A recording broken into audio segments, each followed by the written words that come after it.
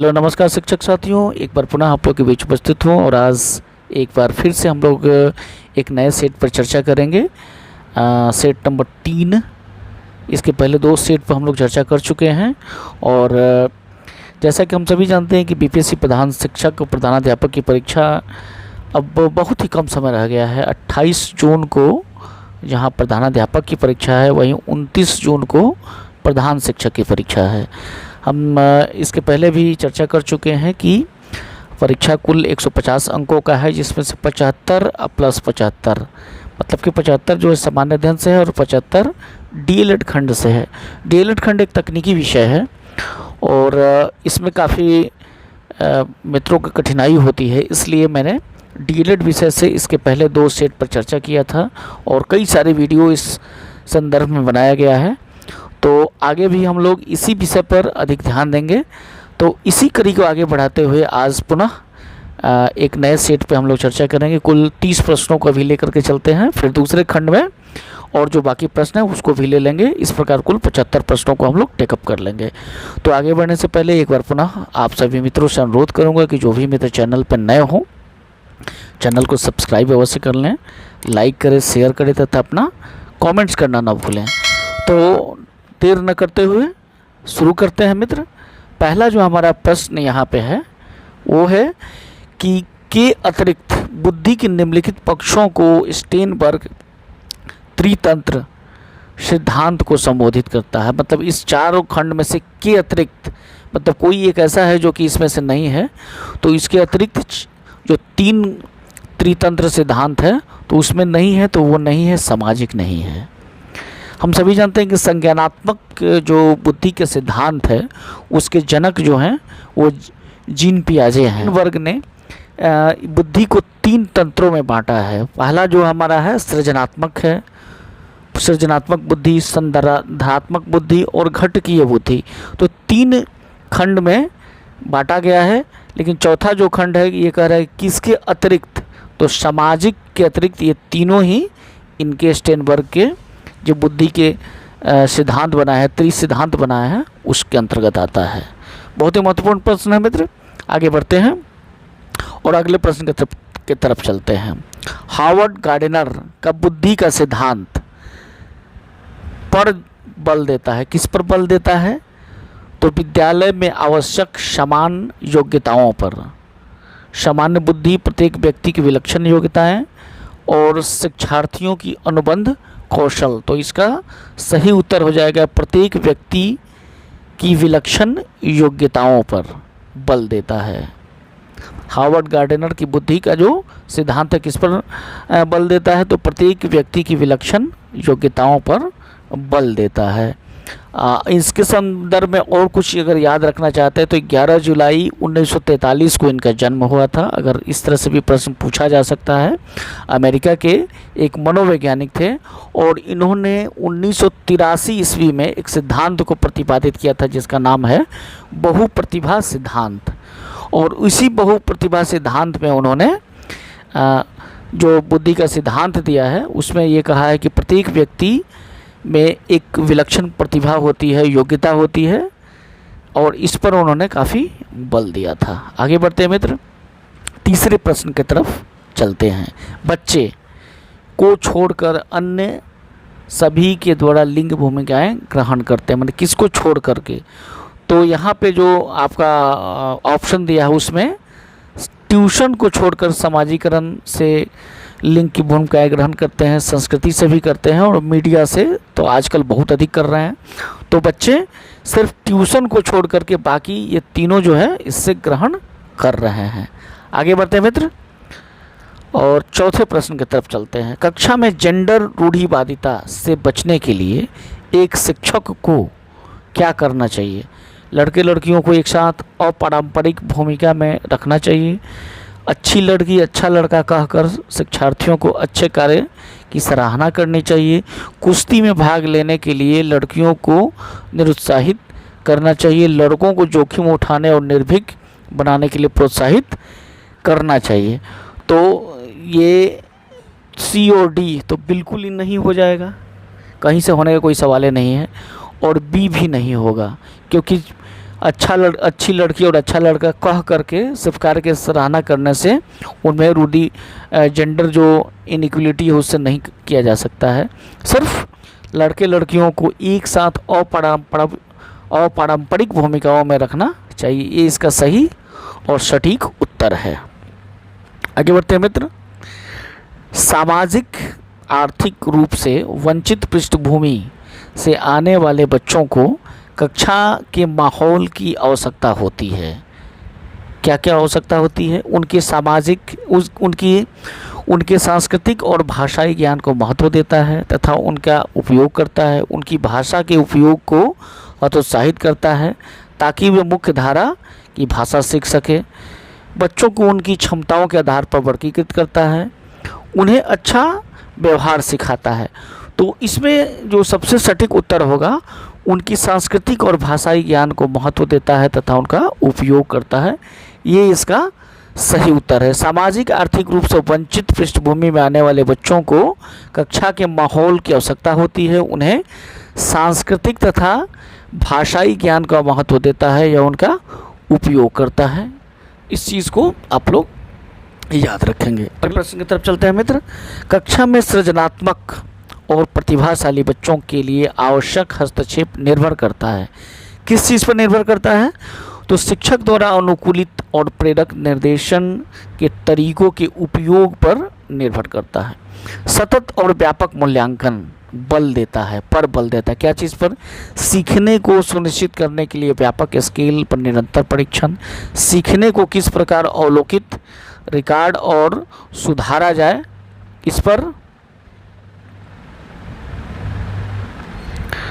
शिक्षण के साथ परीक्षाओं का सामंजस्य और डी नंबर में है कि बोर्ड परीक्षाओं की अनावश्यकता।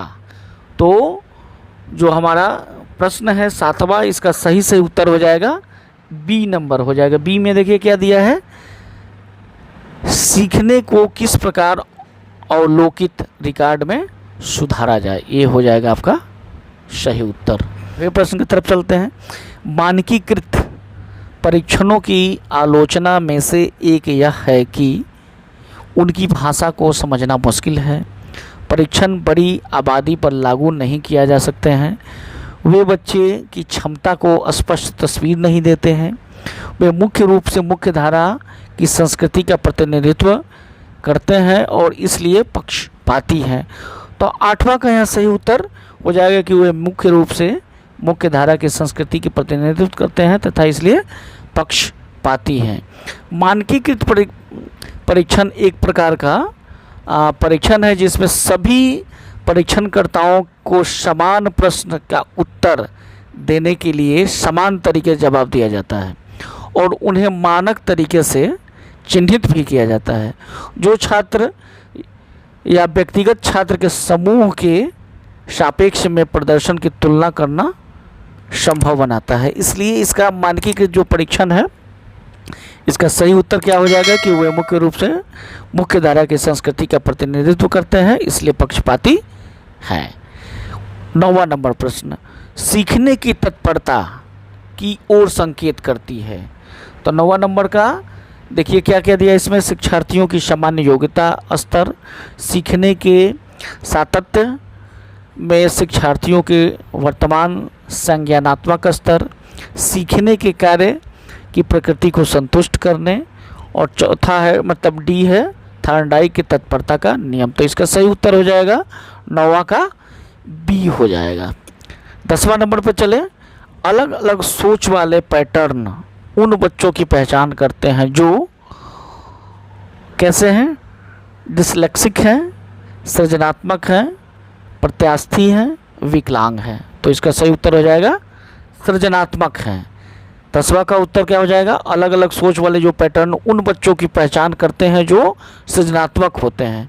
यह प्रतिभा, व्युत्पत्ति और अभ्यास के सह संबंधों की परिणति के रूप में व्यवहार किया जाता है। इस प्रकार इसका सही उत्तर क्या हो जाएगा, सृजनात्मक। 11वां प्रश्न की तरफ चलते हैं। एकाधिकार बुद्धिमानी का सिद्धांत कहता है कि बुद्धि कई प्रकार की हो सकती है। पेपर पेंसिल परीक्षण सहायक नहीं है। प्रभावी अध्यापन के द्वारा बुद्धि बढ़ाई जा सकती है, बुद्धि तेज़ी से बढ़ाई जा सकती है। तो 11वें का सही उत्तर हो जाएगा बुद्धि कई प्रकार की हो सकती है। 12वें प्रश्न की तरफ चलते हैं। तो 12वां प्रश्न हमारा है कि एक समावेशी विद्यालय कैसा होता है? शिक्षार्थियों की क्षमता की परवाह किए बिना सभी प्रकार के अधिगम परिणामों को सुधारने के लिए प्रतिबद्ध होता है, शिक्षार्थियों के मध्य अंतर करता है और विशेष रूप से सक्षम बच्चों को कम चुनौती उपलब्धि का लक्ष्य निर्धारित करता है, विशेष रूप से योग्य शिक्षार्थियों के अधिगम परिणामों को सुधारने के लिए विशिष्ट रूप से प्रतिबद्ध होता है, शिक्षार्थियों की नियोगिता के अनुसार उन्हें सीखने की आवश्यकताओं पर निर्धारित करता है। तो 12वां का आपका सही उत्तर क्या हो जाएगा? पहला हो जाएगा। क्यों? देखिए, शिक्षार्थियों की क्षमताओं की परवाह किए बिना सभी प्रकार के अधिगम परिणामों को सुधार करने के लिए प्रतिबद्ध होता है। ये इसका बिल्कुल सही उत्तर हो जाएगा। शिक्षार्थियों के मध्य अंतर करता है तो ये तो बिल्कुल ही नहीं होगा। विशेष रूप से योग्य विद्यार्थियों को अधिगम परिणामों में सुधार करने की ये भी नहीं होगा। शिक्षार्थियों के नियोग्यताओं के अनुसार सीखने की आवश्यकता तो ये भी नहीं होगा। इसका सही उत्तर ए हो जाएगा। निम्नलिखित में से कौन सा एक संवेग है? तो 13वां प्रश्न का उत्तर क्या हो जाएगा? डर। डरना क्या है? एक तरह का संवेग है। मनोवैज्ञानिक प्राइस के अनुसार संवेग जो होता है, इमोशन, एक ऐसी प्रबल अनुभूति होती है जिसमें मानसिक या संज्ञानात्मक एवं शारीरिक दोनों ही घटक पाए जाते हैं। प्रसन्नता, क्रोध, भय, चिंता, ईर्ष्या, आश्चर्य, शौक, दुख, प्रेम, घृणा आदि की गणना संवेगों के रूप में हम लोग करते हैं। कुछ संवेग हमें दुखद और कुछ संवेग हमें सुखद का एहसास करते हैं। तो इस प्रकार जो इसका बिल्कुल सही उत्तर और सटीक उत्तर होगा, संवेग कौन सा इसमें से? तो डर है। इसको याद रखेंगे आप लोग। 14वें प्रश्न की तरफ चलते हैं। तो 14वां हमारा प्रश्न कि निम्नलिखित में से कौन सा शिक्षक की भूमिका सबसे अच्छा वर्णन करता है? एक शिक्षक को निर्धारित पाठ्य पुस्तक का पालन करना चाहिए, पाठ्यक्रम को समय पर पूरा करने के साथ साथ दोहराने के लिए पर्याप्त समय देना महत्वपूर्ण है, आराम करने के लिए जगह बनाना जहां बच्चे संवाद और पूछताछ के माध्यम से सीखते हैं, कक्षा में शिक्षक की भूमिका महत्वपूर्ण अनुशासन को बनाए रखना है। तो इसमें से सबसे ज़रूरी क्या है कि बच्चे संवाद और पूछताछ के माध्यम से सीखते हैं। बच्चों में इतनी सहजता जरूर होना चाहिए कि वो बच्चे शिक्षक से संवाद करें और पूछताछ करके अपनी जो शंका समाधान कर सकें। तो 14 प्रश्न हुआ। 15वें प्रश्न की तरफ चलते हैं मित्र।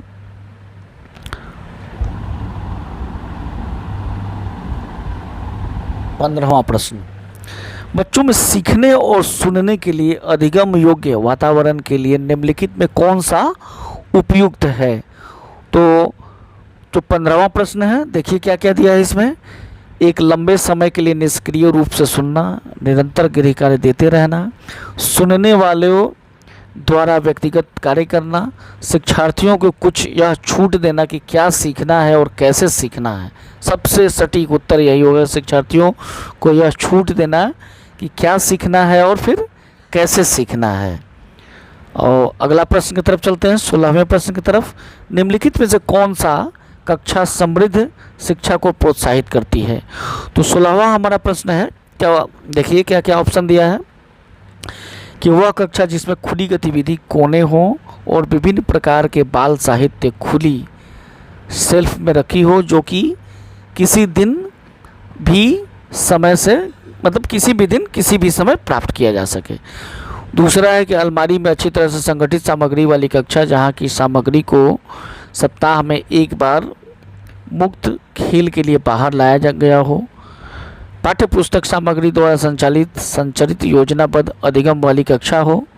वह कक्षा जिसमें प्रदर्शित विभिन्न प्रकार की सामग्री बच्चों की पहुंच से परे हो, ताकि सामग्री लंबे समय तक चलती रहे। तो इसका सही उत्तर ए हो जाएगा कि एक ऐसी गतिविधि कोना होना चाहिए जहाँ पे सभी प्रकार की बाल साहित्य सुलभ रूप से उपलब्ध हो जाए और वह किसी भी समय और किसी भी दिन उपलब्ध हो जाए, ताकि बच्चे नैसर्गिक रूप से उसका उपयोग कर सकें और सीख सकें। आगे बढ़ते हैं और सत्र चलते हैं। अधिगम नियोग्यता। अधिगम नियोग्यता क्या है? एक स्थिर अवस्था है? बिल्कुल नहीं है। नियोग्यता स्थिर अवस्था बिल्कुल नहीं होती है। अधिगम वो हमेशा बदलते रहती है। जरूरी नहीं कि कार्य पद्धति की हानि करे, ये भी नहीं होगी। समुचित निवेश, ये भी नहीं होगा। एक चढ़ की अवस्था है। अधिगम नियोग्यता क्या है? एक चढ़ की अवस्था है। अधिगम विकृति के संबंध सीखने में होने वाली अक्षमता से होती है। यह अक्षमता कई प्रकार के कौशलों और संज्ञानात्मक विकास से संबंधित हो सकती है। जब कोई बालक पढ़ाई लिखाई में पिछड़ा हुआ पाया जाता है, तो यह उसका पिछड़ापन सामान्य नहीं होता, बल्कि उसके पिछड़ेपन के सार्थक रूप से निम्न स्तरीय प्रदर्शन की श्रेणी में रखा जा सकता है। और यह तब तक रखा जाता है जब तक कि बालक में अधिगम विकृति की समस्या उत्पन्न हो गई है, अर्थात इसे कुछ समय के बाद बालक पर ये नियोग्यता को हटाया जा सकता है। ये अगर अर्थात बच्चों में ये अस्थायी नियोग्यता नहीं होती है, इसे हटाया जा सकता है। तो आगे बढ़ते हैं और अगला प्रश्न देखते हैं। राष्ट्रीय पाठ्यचर्या फ्रेमवर्क, राष्ट्रीय पाठ्यचर्या के फ्रेमवर्क 2005 में अपनी समझ से प्राप्त की है क्या? अपनी समझ से प्राप्त की है। तो 18वां प्रश्न का देखिए, व्यवहारवाद, रचनावाद, संज्ञानात्मक सिद्धांत और मानवतावाद। तो 18वें का उत्तर हो जाएगा रचनावाद। अपनी समझ रचनावाद से प्राप्त की है। तो 18वां प्रश्न में राष्ट्रीय पाठ्यचर्या की रूपरेखा 2005 का उद्धरण रविन्द्रनाथ टैगोर की एक निबंध सभ्यता और प्रगति से हुआ है, जिसमें उन्होंने बताया है कि सृजनात्मक उदार आनंद बचपन की कुंजी होती है। और इसे प्रोफेसर यशपाल की अध्यक्षता में देश के चुने हुए विद्वानों और विशेषज्ञों की टीम ने बनाया था। छठवें प्रश्न, यदि पूर्व प्राथमिक स्तर पर बच्चों को खोज करने की अनुमति दे दी जाए तो वे संतुष्ट हो जाते हैं। जब उन्हें हतोत्साहित किया जाता है तो वे व्यथित हो जाते हैं। ऐसा उनकी अभिप्रेरणा के कारण होती है। तो उनको उपेक्षा को कम करने, ऐसा वे अपनी उपेक्षा को कम करने से उनकी अभिप्रेरणा के कारण होते हैं। तो इसका उत्तर क्या हो जाएगा? ए हो जाएगा। 19वां का ए हो जाएगा। आगे बढ़ते हैं। समाजीकरण। समाजीकरण क्या है? शिक्षक एवं पढ़ाए गए बीच के संबंध है। समाज के आधुनिकीकरण करने की प्रक्रिया है। समाज के मानदंडों के साथ अनुकूलन है। सामाजिक मानदंड में परिवर्तन है। तो समाज के मानदंडों के साथ अनुकूलन को ही समाजीकरण कहा जाता है। आगे बढ़ते हैं 21वें प्रश्न की तरफ। उद्देश्यों के आधार पर शिक्षण का प्रकार नहीं है। कौन सा नहीं है? तो 21 नंबर में देखिए कि क्या क्या दिया हुआ है। चिंतन उद्देश्य, भावात्मक उद्देश्य, ज्ञानात्मक उद्देश्य और क्रियात्मक उद्देश्य। तो भावात्मक उद्देश्य तो होता है, क्रियात्मक उद्देश्य भी होता है और ज्ञानात्मक उद्देश्य होता है। चिंतन उद्देश्य नहीं होता है। तो यहाँ नहीं ही पूछ रहा है, तो इस प्रकार आपका उत्तर क्या हो जाएगा? चिंतन उद्देश्य। 22वें प्रश्न की तरफ चलते हैं। निम्नलिखित में से कौन सा शिक्षण सूत्र नहीं है? ज्ञात से अज्ञात की ओर, सही है। दूसरा है अज्ञात से ज्ञात की ओर। तीसरा है प्रत्यक्ष से अप्रत्यक्ष की ओर। और चौथा मतलब डी है पूर्ण से अंश की ओर। तो प्रत्यक्ष से अप्रत्यक्ष की ओर ऐसी कोई शिक्षण सूत्र नहीं होता है। तो इसका सही उत्तर क्या हो जाएगा? सी हो जाएगा आपका। 23वें नंबर चलते हैं। प्रश्नोत्तर विधि का जनक किन्हें माना जाता है? तो प्रश्नोत्तर विधि के जनक जो होता है, इस जनक को सुकरात को माना जाता है। सुकरात एक प्रसिद्ध विचारक और शिक्षा शास्त्री थे, जिन्होंने बालक की शिक्षा के लिए प्रश्नोत्तर विधि को अपनाया था। उनकी शिक्षण विधि थी कि बाजार में आदमियों को एकत्रित कर लेना और उन्हें नीति संबंधी कई तरह के प्रश्नों को पूछना और फिर उन्हें जवाब दे करके उन्हें संतुष्ट करना। तो प्रश्नोत्तर विधि का जनक किन्हें माना जाता है? सुकरात को माना जाता है। अगले प्रश्न की तरफ चलते हैं मित्र। और अगला प्रश्न हमारा 24वां प्रश्न है कि सीखने से संबंधित तथ्य निम्नलिखित में से नहीं है। क्या नहीं है? तो देखिए क्या कह दिया है इसमें। सीखना व्यवहार में परिवर्तन है, सीखना केवल विद्यालय में होता है, सीखना व्यक्तित्व के सर्वांगीण विकास में सहायक है, सीखना एक सार्वभौमिक प्रक्रिया। तो सीखना व्यवहार में परिवर्तन बिल्कुल ही सही है। सीखना केवल विद्यालय में होता है, बिल्कुल गलत है। विद्यालय में सिर्फ नहीं सीखते हैं, सीखने की प्रक्रिया निरंतर और हमेशा चलने वाली प्रक्रिया है, इसलिए कहीं भी सीखा जा सकता है, कहीं भी हम लोग सीखते भी हैं। सीखना व्यक्तित्व के सर्वांगीण विकास में सहायक है, ये भी सही है। सीखना एक सार्वभौमिक प्रक्रिया भी सही है। तो नहीं है कह रहा है, तो इसका उत्तर क्या हो जाएगा? बी हो जाएगा। गिलफोर्ड के अनुसार संवेगों का प्रकार नहीं है, प्राथमिक, द्वितीयक, नवीन और कृत्रिम। तो 25वें नंबर का आपका उत्तर क्या हो जाएगा? कृत्रिम। कृत्रिम जैसा संवेग कुछ नहीं होता है गिलफोर्ड के अनुसार। 26वें प्रश्न की तरफ चलते हैं। कक्षा में बच्चों को प्रेरित समझा जा सकता है यदि, अब ऑप्शन देखा जाए, वे कक्षा में अनुशासन बनाए रखते हैं, वे सभी उपस्थिति में नियमित हैं, वे शिक्षक को स्पष्टीकरण प्राप्त करने के लिए प्रश्न पूछते हैं, वे अच्छी तरह से वर्दी पहन करके। 1 2 4 तो बिल्कुल ही नहीं होगा, सी इसका सही उत्तर होगा। अनुशासन बनाए रखते हैं, ये कोई मानदंड नहीं हुआ। उपस्थिति में नियमित है, ये भी कोई मानदंड नहीं हुआ। और अच्छी तरह से वर्दी पहन करके आते हैं, ये भी कुछ नहीं हुआ। तो बच्चों को प्रेरित कब समझा जाएगा? जब वह स्पष्टीकरण प्राप्त करने के लिए प्रश्न पूछेंगे तब। मनोविश्लेषणवादी के सिद्धांत किसने दिया था? तो 27 का उत्तर हो जाएगा सी। इस पर हम लोगों ने कल भी चर्चा किया था कि सिगमंड फ्रायड जो है वो मनोविश्लेषणवादी सिद्धांत के प्रवर्तक हैं। फ्रायड के आने के बाद शिक्षा मनोविज्ञान तथा मनोविज्ञान में बहुत ज़्यादा परिवर्तन हुआ, बल्कि हम ये कहें कि फ्रायड के आने के बाद और फ्रायड के आने से पहले का मनोविज्ञान 2 भागों में बांटा जा सकता है। तो फ्रायड जो है 20वीं सदी के एक महान व्यक्तित्व हैं जिन्होंने बहुत अधिक प्रभाव डाला है मनोविज्ञान के क्षेत्र में। 28वें प्रश्न की तरफ चलते हैं। 28वां प्रश्न हमारा है कि निम्नलिखित में से वंश क्रम संबंधी प्रनियम है, कौन कौन सा है? तो 28वां का देखिए, प्रयासों का नियम, सीखने का नियम, समानता का नियम और स्वास्थ्य का नियम। तो वंश क्रम जब रहेगा तो समानता का यहाँ नियम हो जाएगा। अवधारणाओं का विकास मुख्य रूप से संबंधित है। अवधारणाओं का विकास किस चीज़ से संबंधित है? तो बौद्धिक रूप से। सामाजिक विकास या शारीरिक से नहीं होगा, बौद्धिक से होगा। 30वां प्रश्न, निम्नलिखित में से कौन सा रचनात्मक आकलन से संबंधित है? तो 30वां का देखिए, वार्षिक परीक्षा, प्रश्नोत्तरी एवं खेल, सत्र परीक्षा और इनमें से कोई नहीं। तो रचनात्मक आकलन सत्र परीक्षा से लिया जाता है।